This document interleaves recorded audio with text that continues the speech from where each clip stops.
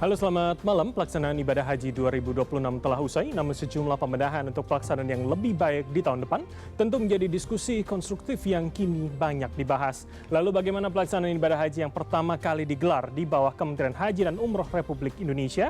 Apa perbaikan yang perlu dilakukan untuk tahun depan sehingga lebih maksimal lagi?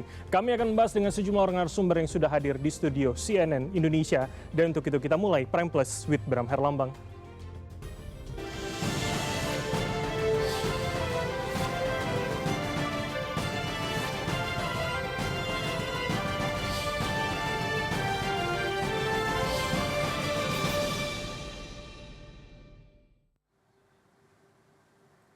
Baik, langsung saja saya perkenalkan tiga orang narasumber yang hadir di studio CNN Indonesia. Saya perkenalkan dari sebelah kiri saya terlebih dahulu, yakni Ketua Umum Gapura Ali Muhammad Amin. Pak Ali, selamat malam. Selamat malam. Terima kasih sudah kembali hadir. Dan berikutnya adalah juru bicara Kementerian Haji dan Umroh Maria Assegaf. Mbak Aya, selamat malam. Selamat malam, Mas Bram. Assalamualaikum. Waalaikumsalam. Terima kasih, Mbak Aya. Saya akan bergeser. Yang ketiga adalah Kepala R&D Transmedia Sosial Anugrah Prahastama Sanu. Selamat malam. Malam, Mas. Terima kasih. Dan selain tiga orang narasumber, masih ada satu yang bergabung dari luar studio, yakni anggota Tim Was Haji 2026, Andre Rosiade. Assalamualaikum, Bang Andre. Selamat malam. Waalaikumsalam warahmatullahi wabarakatuh. Selamat malam, Bram. Mohon maaf saya di jalan nih. Siap. Baik, terima kasih Bang Andre menyempatkan berdiskusi dengan kami malam hari ini. Tapi pertama saya akan ke Mas Anu terlebih dahulu. Ya. Jadi kalau saya yang awam, itu melihat tahun ini rasanya di sosial media lebih adem dibandingkan yang pelaksanaan di 2025. Betul. Benarkah demikian sebetulnya? Secara umum ya, secara umum memang lebih perhatian netizen sepertinya tidak fokus hanya di haji. Artinya mungkin ada topik-topik lain yang lebih menarik lah buat netizen ya. Dan topik haji ini cenderung ya aman-aman aja. Oke. Gitu. Kita bahas ketika sebelum pemberangkatan waktu itu ya. Betul. Anda mengatakan bahwa ketika sudah sampai di sana, maka sebetulnya mungkin biasanya video, tweet dari para jemaah itu sudah keluar. Nah, apakah itu juga pola yang sama terjadi tahun ini? Ada.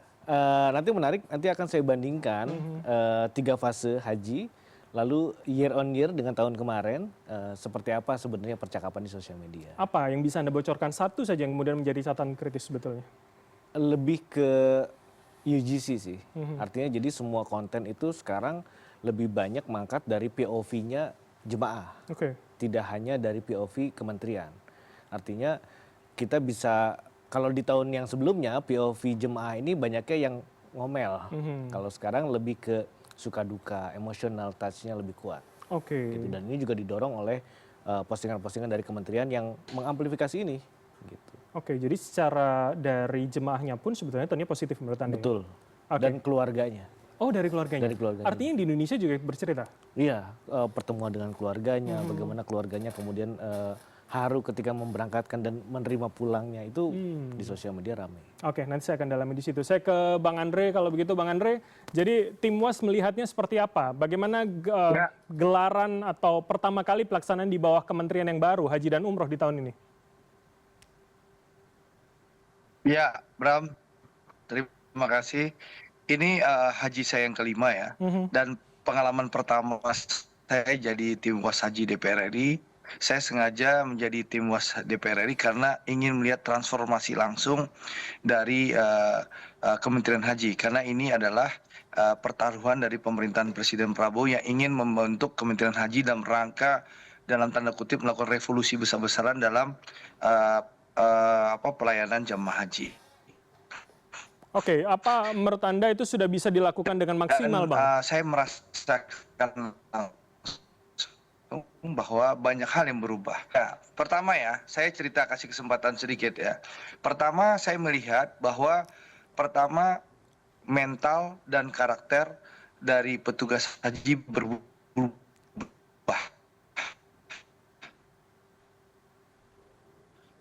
Ya, bahwa dengan jamaah haji, tak memahami bahwa mereka berangkat ke tanah suci dalam rangka melayani jamaah haji. Itu luar biasa, dan itu dampak dirasakan luar biasa oleh jamaah haji. Itu yang pertama. Yang kedua, ya bicara, saya lihat ya, saya menemukan data waktu saya rapat di Dakar Madinah, itu ada 8.507 jamaah haji kita reguler yang mendapatkan hotel bintang 5 di Madinah di gelombang pertama, dan di gelombang kedua juga ada 8.507 ya jamaah kita mendapatkan hotel bintang 5. Dan itu menurut data dari kementerian, ini adalah pengalaman pertama dalam sejarah haji di Indonesia untuk reguler. Lalu penghematan luar biasa. Saya melihat ya bagaimana harga makanan dulu sekarang lebih murah 4 real dibandingkan 2025. Tapi ya meskipun lebih murah ya, tapi kualitas makanan ya, nasinya lebih banyak, lalu dagingnya lebih banyak, sayurnya cukup, bahkan ada tambahan kalau dulu hanya buah dessertnya, sekarang ada susu, buah dan juga puding. Dan dengan harga lebih murah ya.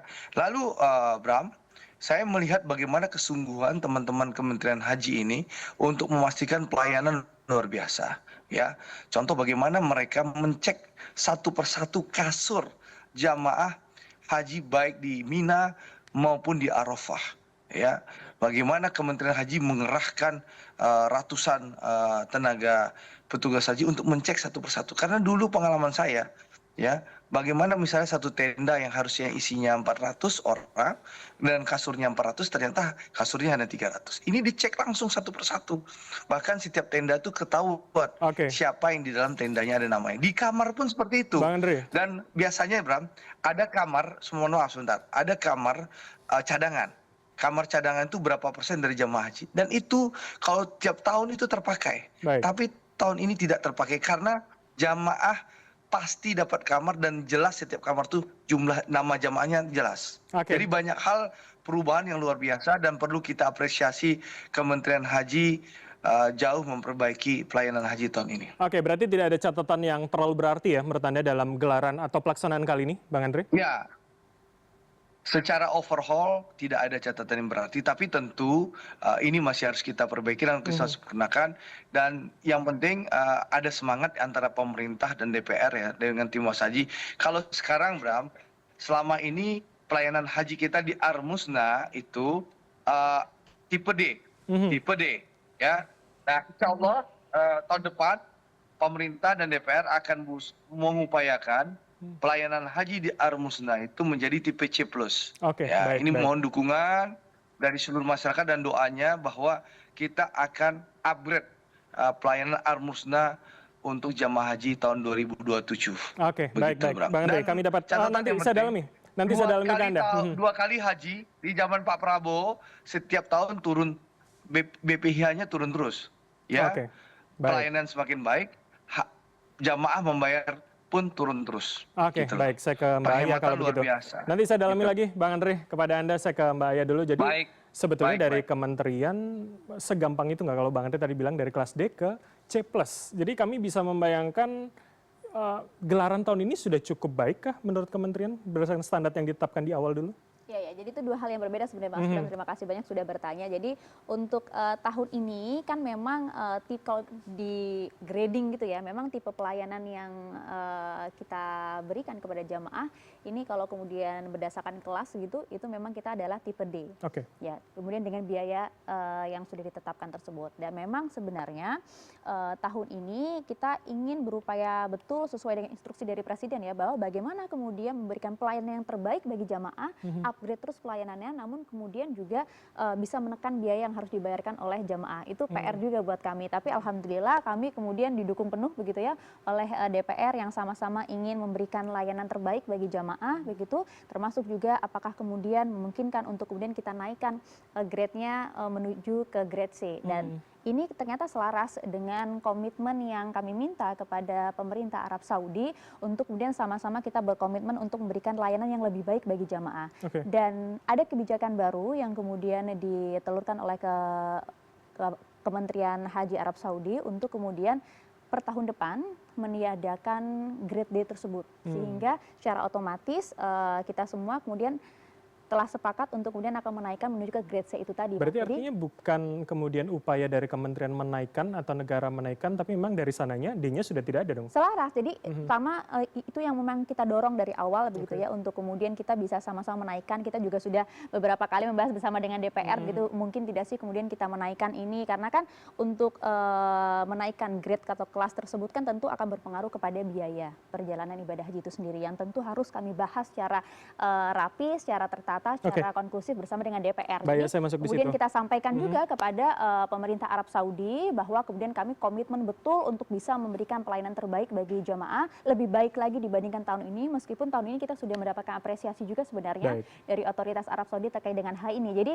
alhamdulillah komitmen ini kemudian bisa ditindaklanjuti dan insya Allah kemudian akan kita jalankan. Walaupun kemudian sebelum pemberangkatan soal harga aftur itu juga bikin masyarakat deg-degan ya, naik atau tidak, walaupun Presiden mengatakan ditanggung negara begitu ya. Apakah kemudian dengan naik kelas, itu masyarakat juga dapat jaminan bahwa tidak akan naik?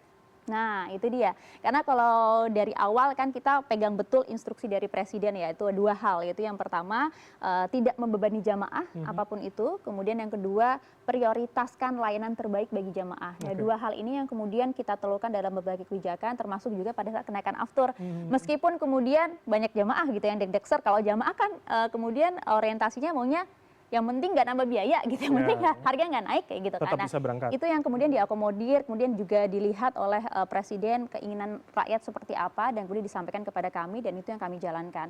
Dan berkenaan juga dengan hal ini, Mas Bram, tentu dengan peningkatan nanti pelayanan, kemudian juga dinamika global, begitu, termasuk juga gejolak ekonomi dunia yang saat ini juga sedang tidak menentu begitu ya.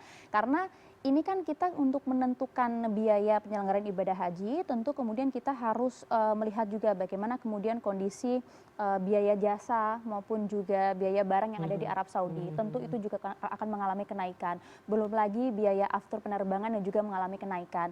Ini suatu keniscayaan kemudian kalau kemudian biaya penyelenggaraan ibadah haji ini akan tetap. Tapi komitmen kami menjalankan instruksi dari Presiden tadi, bagaimana kemudian kita akan melihat bahwa biaya yang akan dibayarkan oleh jamaah ini tetap akan terjangkau, sedangkan kualitasnya akan bertambah. Nah, itu yang kemudian saat ini sedang kita galakan, Mas Pram. Oke, baik. Nanti saya dalami di situ. Saya ke Pak Ali dulu. Jadi kalau reguler tadi dianggap sudah ada perbaikan, sebetulnya Anda sebagai asosiasi melihat untuk di luar reguler seperti apa? Baik, pertama salam hormat Pak Andre dan teman-teman. Saya ingin menyoroti tadi yang disampaikan oleh Pak Andre terkait grade D. Ya, memang menurut kami jujur kami sampaikan relatif pada tahun ini itu relatif sukses penyelenggaraan haji. Kami apresiasi kepada Kementerian Haji dan juga DPR RI. Dalam hal ini Komisi 8 yang memang melakukan tugasnya sudah sangat baik kondisi. Namun Pak Andre, mungkin ini menjadi catatan buat kami ke depan. Tadi disampaikan bahwa grade D ini akan ditiadakan kondisinya. Namun yang perlu kami sampaikan di sini, kita harus mengantisipasi dari jauh-jauh hari dari sekarang. Jangan sampai kejadian tahun lalu, alhamdulillah masih bisa berhasil dilalui.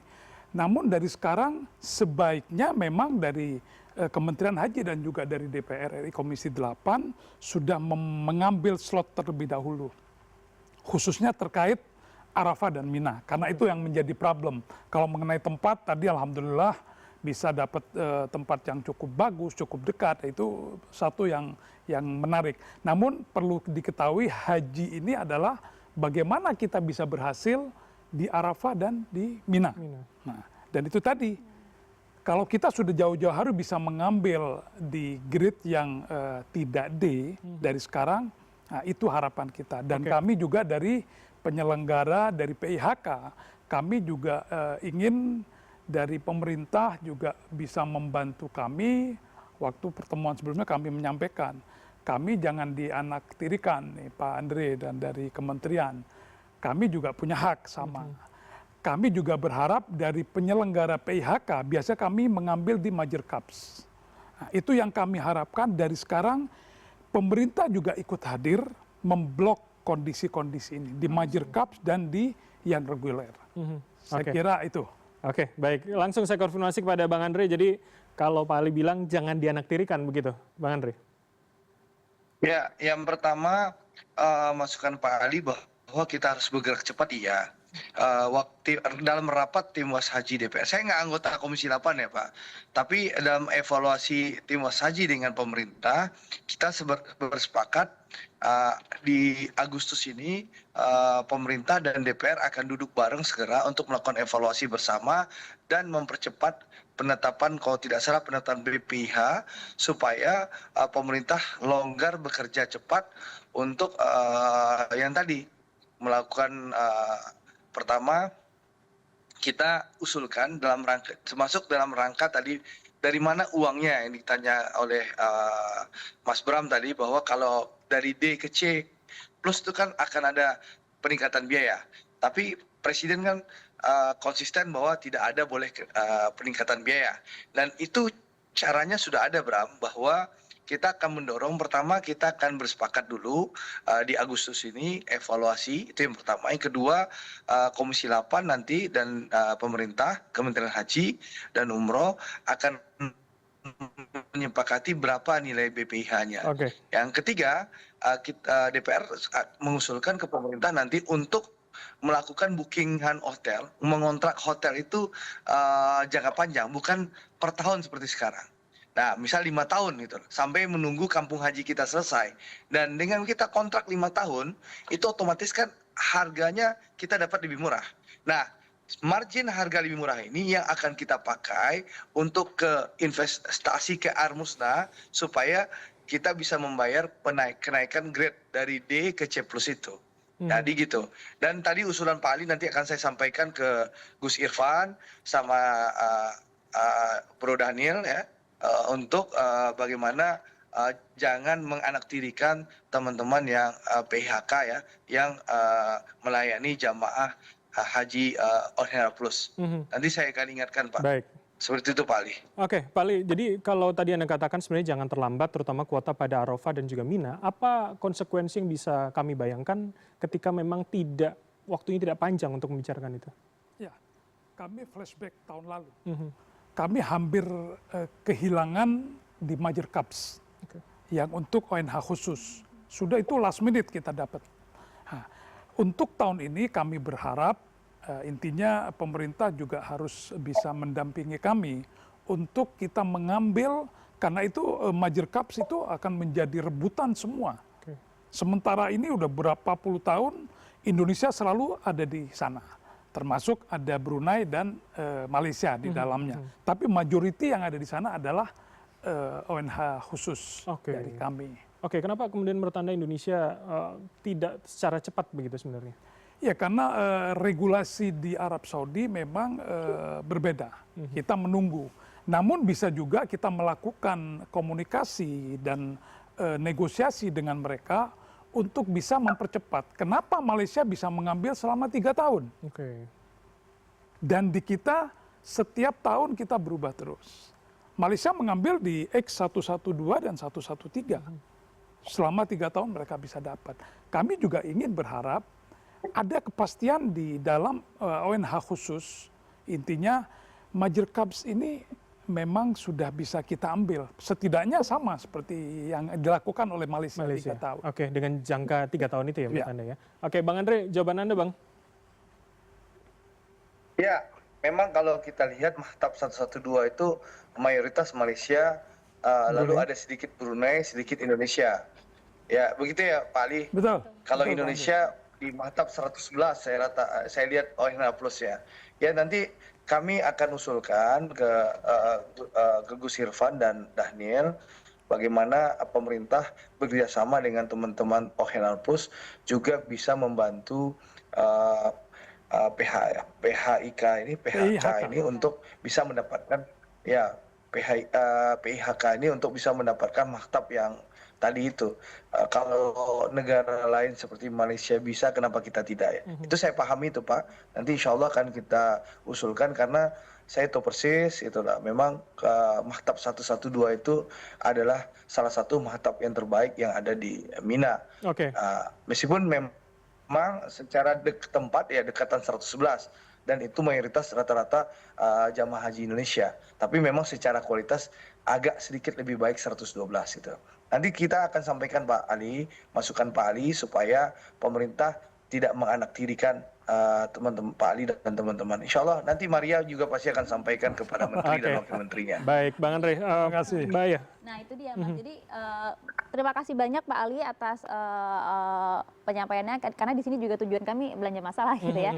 Termasuk juga kan pada tahun ini juga konsolidasi kami bersama dengan teman-teman PIHK waktu itu juga sempat hadir ya Pak ya dalam proses persiapan kami itu yang ingin kita bangun sebenarnya di Kementerian Haji dan Umroh tahun ini begitu bagaimana kemudian kerjasama kami tidak hanya kemudian fokusnya kepada jemaah reguler saja tapi kan jemaah haji plus ini juga kemudian atau jemaah haji khusus ini kan juga bagian dari jemaah kami gitu. Jadi kami memang ingin membangun komunikasi yang intens bersama dengan pihak-pihak PIHK, berbagai masukan. Kita diskusi bareng begitu beberapa kali kami gelar kemarin sebelum proses penyelenggaraan ibadah haji berlangsung. Kami ingin dengar masukan-masukan, bahkan juga menjembatani permasalahan-permasalahan dari setiap PIHK tersebut sehingga kemudian bisa kami lakukan percepatan-percepatan. Memang ini baru tahun pertama begitu Pak Ali ya, sehingga harapannya nanti tahun depan bisa lebih baik lagi dan kami akan konsolidasikan. Nah, melalui apa? Karena kami juga kemudian menjalin komunikasi yang alhamdulillah pada tahun ini cukup baik bersama dengan otoritas Arab Saudi.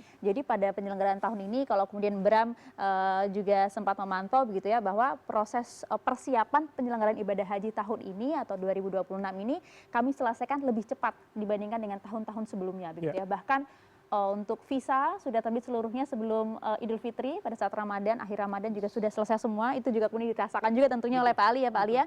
Itu salah satu capaian kami yang memang kemudian persiapan kita lakukan sejak dini. Termasuk juga komunikasi kami bersama dengan otoritas Arab Saudi. Kami bahkan membangun ada istilah kami joint operation room gitu secara online bersama dengan otoritas Arab Saudi. Kami gelar rapat mingguan Pak Ali bersama dengan otoritas Arab Saudi untuk kemudian mempercepat proses persiapan-persiapan kendala bottleneck yang ada pada saat kita kemudian ingin melakukan perbaikan dalam penyelenggaraan ibadah haji. Jadi setiap minggu tuh Pak Menteri kemudian bersama dengan Menteri Haji Arab Saudi dan juga beberapa otoritas lainnya kemudian menggelar rapat. Jadi berbagai hal sesimpel misalnya ada visa yang nggak terbit nih, langsung kita sampaikan dan langsung pada saat itu juga ditindaklanjuti oleh pemerintah Arab Saudi maupun juga berbagai permasalahan lain seperti misalnya ada kendala dengan kontrak kepada beberapa layanan. Itu kami sampaikan karena otoritas Arab Saudi dan langsung ditindaklanjuti. Jadi upaya dialog bersama dengan pemerintah Arab Saudi yang kita lakukan juga lebih intens tahun ini itu ternyata berbuah manis begitu. Termasuk juga